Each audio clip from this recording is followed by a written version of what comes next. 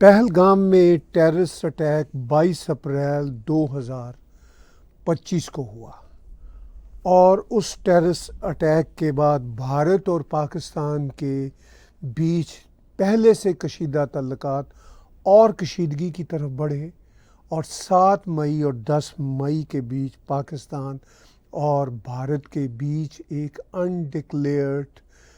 جنگ بھی ہوئی۔ وہ جنگ ایک خطرناک رخ اختیار کر سکتی تھی اگر اس جنگ کے حوالے سے پاکستان نے 10 مئی کو سفید جھنڈی نہ لہرائی ہوتی، کیونکہ بھارت نے ابھی بھی آپریشن سندور کے معاملہ میں پاز ہی رکھا ہوا ہے، کسی قسم کی سیز فائر نہیں کی۔ پاکستان کا کہنا ہے کہ ہم نے سیز فائر کی ہے۔ یہ صورتحال 22 اپریل سے چلتی ہوئی 7 مئی 10 مئی کی جنگ سے آگے بڑھتی ہوئی آج جب میں یہ مڈ جولائی میں شو ریکارڈ کر رہا ہوں تو ہم دیکھنا چاہیں گے کہ جو ٹیررسٹ اس ٹیررزم میں انوالو تھے، کیا ان ٹیررسٹوں کی نشاندہی ہو گئی ہے؟ ابھی تک ہم کوئی حتمی نام یا فائنل نام نہیں سن سکے۔ بھارت کی سرکار کے اوپر بھی بھارت کی اپوزیشن کا دباؤ ہے اور اس کے ساتھ ساتھ خود بھارت کی سرکار اپنے طور پر ہر طرح کی کوشش کر رہی ہے کہ ان ٹیررسٹوں تک پہنچا جائے۔ جو اب تک میڈیا رپورٹس ہیں ان کے مطابق ان ٹیررسٹوں تک پہنچنے کی بھارت کی ایجنسیوں کی، لا انفورسمنٹ کے اداروں کی کارروائیاں بھرپور طریقے سے جاری ہیں، کیونکہ یہ ایک بہت ہی خطرناک ٹیررسٹ اٹیک تھا جو ہندوؤں کو آئیڈینٹیفائی کر کے جس میں مارا گیا، اور اس میں ایک ٹیررسٹوں سے وکٹمز کو یا مظلوموں کو بچانے کے لیے ایک کشمیری نوجوان بھی اس میں مارا گیا جو ہندو نہیں تھا۔ لیکن بنیادی طور پر یہ ٹیررسٹ اٹیک ہندوؤں کو ٹارگٹ کر کے کیا گیا۔ اس اٹیک کے بعد ہم نے بہت سارے نام سنے اور ان ناموں میں شروع میں پاکستان کے کچھ شہری ہاشم موسیٰ اور علی کے بھی نام آئے۔ پھر ہمیں یہ بھی پتہ چلا کہ ان کو ایک کشمیری عسکریت پسند عادل حسین ٹھوکر نے فیسیلیٹیٹ کیا تھا۔ ابھی ریسنٹلی بھارت کی NIA ایجنسی نے کہا ہے کہ انہیں تفتیش کے دوران ایک بڑی کامیابی ملی ہے کہ 2 کشمیری بھائی پرویز احمد جوٹھار اور بشیر احمد جوٹھار کو اریسٹ کیا گیا ہے، جنہوں نے ان ٹیررسٹ کو نہ صرف پناہ دی تھی بلکہ ان کو کھانا بھی کھلایا تھا۔ یہ رپورٹ BBC-Urdu.com کی ہے اور اس رپورٹ کے مطابق بھارت کی تحقیقاتی ایجنسی NIA نے 2 کشمیری بھائیوں پرویز احمد جوٹھار اور بشیر احمد جوٹھار کو گرفتار کیا ہے۔ اب ان گرفتاریوں کے بعد کیا آگے تفتیشی عمل کے چلنے کے بعد جو ٹیررسٹ ہیں ان تک رسائی ہو سکے گی؟ بہت سارے میڈیا آؤٹلیٹس یہ بھی بتاتے ہیں کہ جو ٹیررسٹ تھے جنہوں نے پہلگام کی ٹیررزم کی اور وہ پاکستان سے گئے، وہ واپس پاکستان جا چکے ہیں اور اس بات کا بھی خدشہ ہے کہ وہ کہیں پاکستان سے فرار ہو کے افغانستان یا دوسرے دیشوں کو بھی بھاگ چکے ہیں، اس بات کا بھی خدشہ ہے۔ لیکن زیادہ امکان یہی غالب ہے کہ یا تو یہ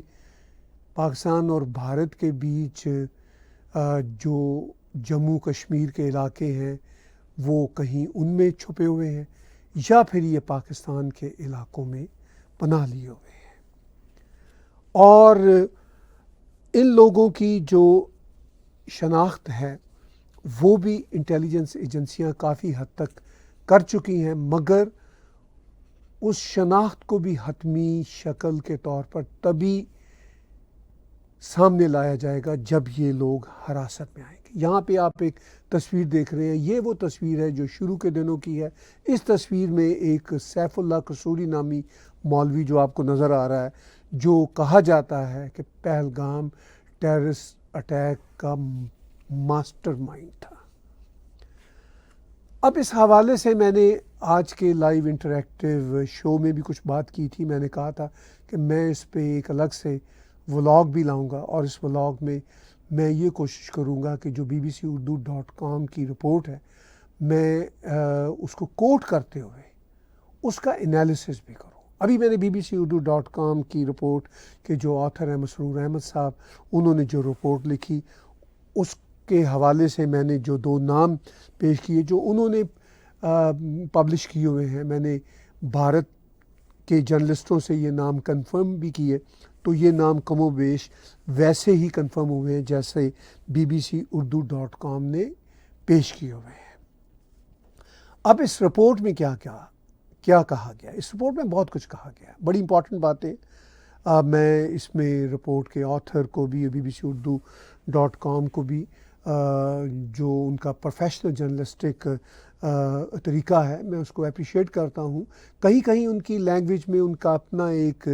جو ہوتا ہے ٹوسٹ ہوتا ہے، اس کے حوالے سے میں بات کرنا چاہتا ہوں۔ اسی ٹوسٹ میں وہ رپورٹ میں لکھتے ہیں، آتھر لکھتے ہیں کہ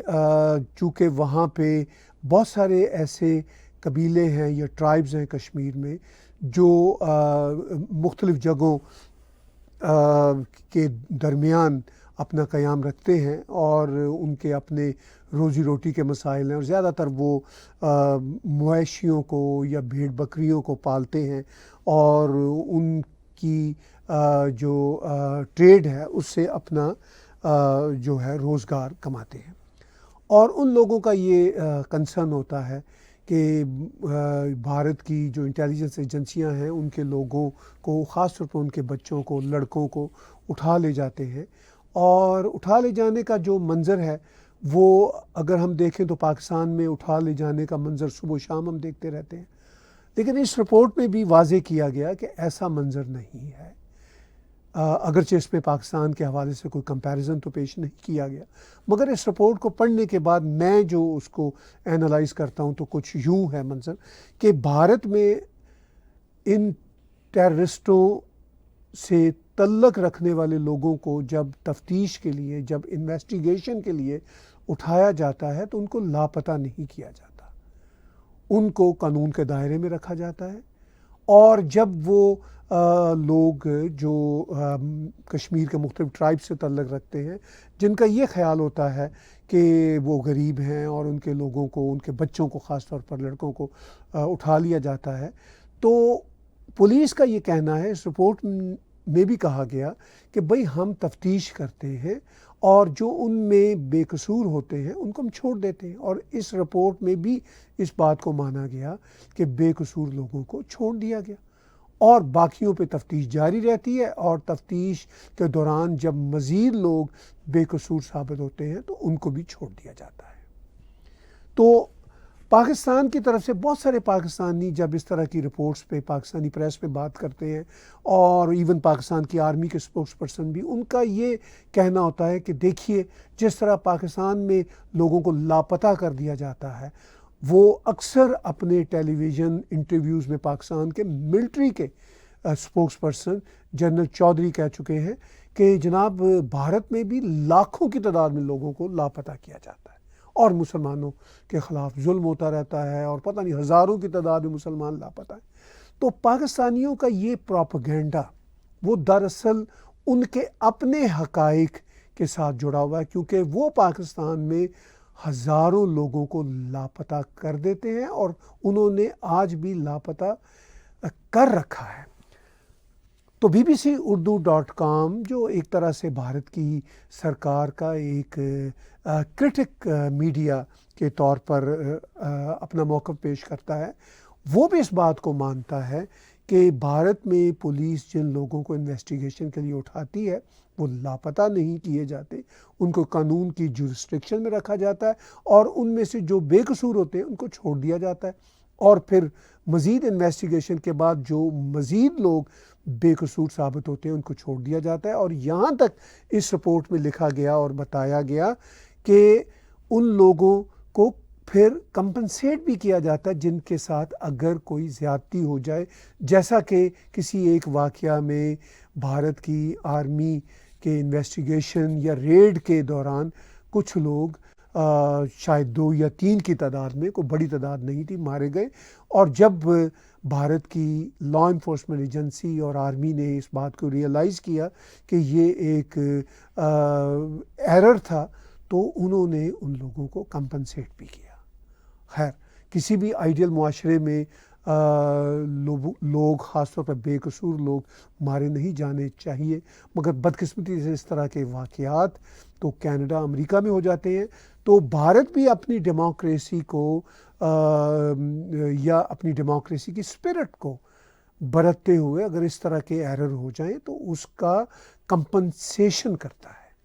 پاکستان میں تو اس طرح کی کمپنسیشن تو دور کی بات ہے, اس طرح کا اعتراف بھی نہیں کیا جاتا,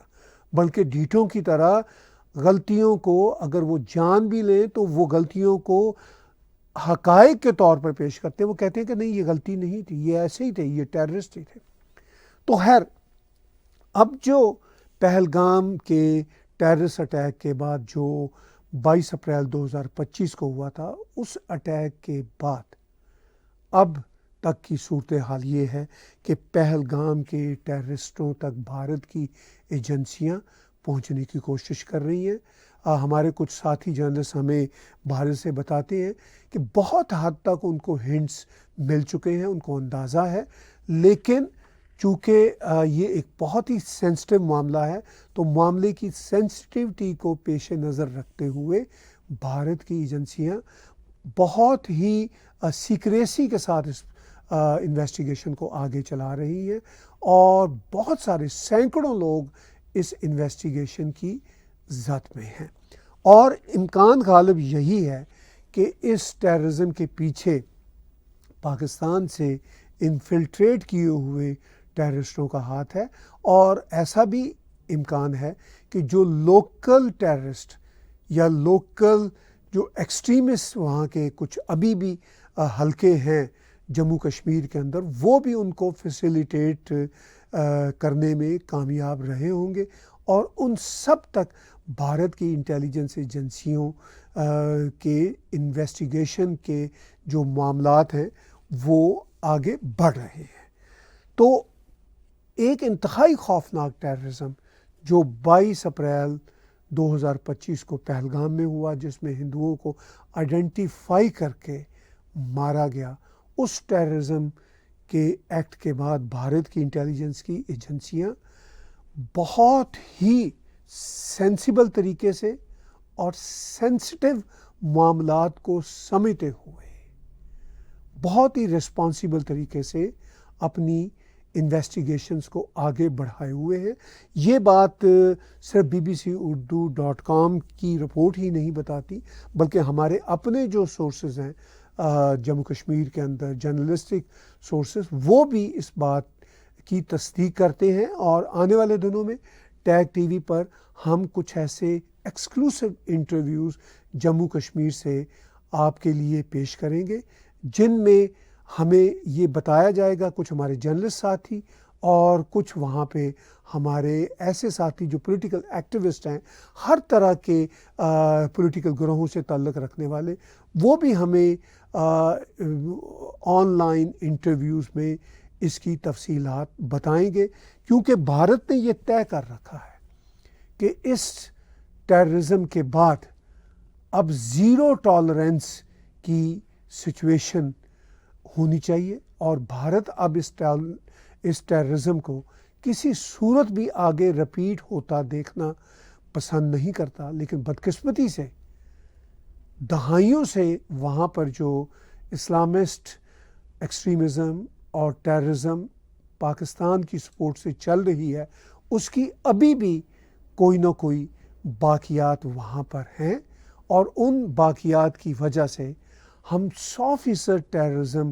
کے امکانات کو رد نہیں کر سکتے، کیونکہ اس بات کے ابھی بھی امکانات ہیں کہ وہاں پہ جو ابھی بھی ٹیررزم کے جو بیج لگے تھے آج سے 70 سال پہلے، ان بیج سے پھوٹنے والے جو پودے ہیں ان میں سے کچھ پودے ابھی بھی وہاں پہ قائم و دائم ہیں، اور بھارت کی سینٹرل سرکار بھی اور جموں کشمیر کی اسٹیٹ سرکار بھی ان پودوں کو سرے سے مٹا دینا چاہتی ہے، لیکن آف کورس ایسا 100% ہونا ممکن نہیں ہوتا۔ لیکن 22 اپریل کی ٹیررزم کے جو کلپریٹس ہیں ان تک رسائی بھارت کی حکومت کا ایک بہت ہی کڑا مشن ہے، اور وہ اپنے کڑے مشن پہ بہت ہی چابکدستی کے ساتھ کام کر رہے ہیں، اور امید ہے کہ جیسے ہی آنے والے دنوں میں، ہفتوں میں ہمیں انفارمیشن اور جو اس انویسٹیگیشنز کی رپورٹس جب وہ سامنے آئیں گی تو ہم آپ کے ساتھ اپنے انالیسس کی صورت میں پیش کریں گے، تاکہ ہم یہاں کینیڈا میں رہتے ہوئے اپنے کشمیری بہن بھائی جو جموں کشمیر سے یہاں کینیڈا میں بھی ہزاروں کی تعداد میں بستے ہیں، ہمارے وہ پنڈت بہن بھائی دوست، ان سب کے ساتھ ہم نگاہ رکھیں جموں کشمیر کے اندر ہونے والے اس ٹیررسٹ ایکٹ کے حوالے سے بھی، اور اس سے جڑی ہونے والی دوسری وارداتوں کے حوالے سے بھی۔ آپ ٹیگ ٹی وی کے یوٹیوب چینل کو سبسکرائب کیجئے اور ہماری انڈیپینڈنٹ جرنلزم کو سپورٹ کیجئے، تاکہ ہم اس طرح کی انڈیپینڈنٹ جرنلزم ساؤتھ ایشیا سے ہزاروں میل دور بیٹھ کے بھی وہاں کے فری لانسر سے رابطے قائم رکھ کے ہم جو بھی انفارمیشن، جو بھی وہاں کی انویسٹیگیشنز ہیں، جیسے جیسے وہ ہمارے سامنے آئیں گی، ہم آنے والے دنوں میں وہ آپ کے ساتھ شیئر کریں گے۔